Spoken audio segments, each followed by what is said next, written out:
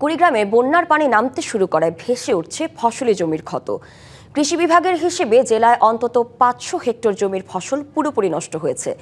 ধার দেনা ও বর্গা নিয়ে আবাদ করা কৃষক লোকসানের হিসাব কষে দিশেহারা। ঘুরে দাঁড়াতে দ্রুত কৃষি পুনর্বাসনের দাবি তাদের।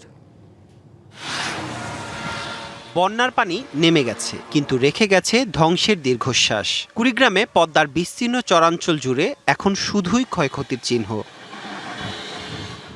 লাভের আশায় চড়া মূল্যে বীজ, সার ও কীটনাশক কিনে আবাদ করেছিলেন কৃষক। কিন্তু সম্প্রতি ভারী বৃষ্টি আর ঢলে তিস্তা, ধরলা, দুধকুমার ও ব্রহ্মপুত্রের পানি বেড়ে তলিয়ে যায় তীরবর্তী নিম্নাঞ্চলের বিস্তীর্ণ ফসলের মাঠ।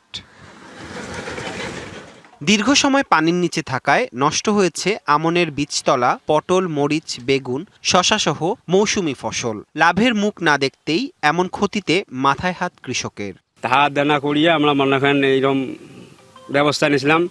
এখন যে মনে করেন 2 দুবার পানি আসার কারণে মনে করেন তলে গেছে। বন্যা হওয়ার কারণে আমার বিশাল ধরনের ক্ষতি হয়েছে। পানি আসার ফলে আমার হচ্ছে যে পটল ক্ষেতটা তলিয়ে গেছে। সাতপতি ঝিঙে যেলে মরি গেছে, এলে তো ক্ষয়ক্ষতি হয়ে গেছে।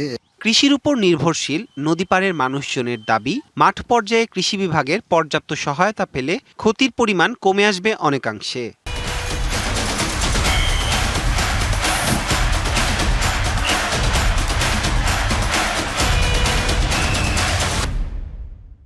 সরকার যদি আমাকে হেল্প না করে, আমাকে না দেখে, তাহলে কার কাছে আশ্রয় চাই যে।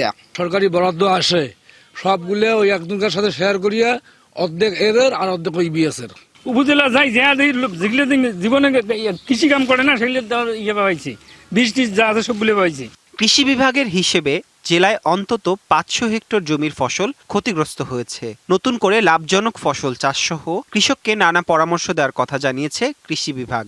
আমাদের প্রায় 499 হেক্টর জমি ফসল পানিতে নির্মিত হয়েছে। পরবর্তীতে পানি নেমে যাওয়ার পরে সেখানে যে পরবর্তী করণীয়, অন্যান্য যে সার্বিক সহযোগিতা এবং পরবর্তীতে মৌসুমে তারা কোন ধরনের ফসল চাষাবাদ করবে সে বিষয়ে কৃষকদেরকে সার্বিক সহযোগিতা প্রদান করা হচ্ছে। আবারও ঘুরে দাঁড়াতে প্রণোদনার দাবি ক্ষতিগ্রস্ত কৃষকের। DBC news desk.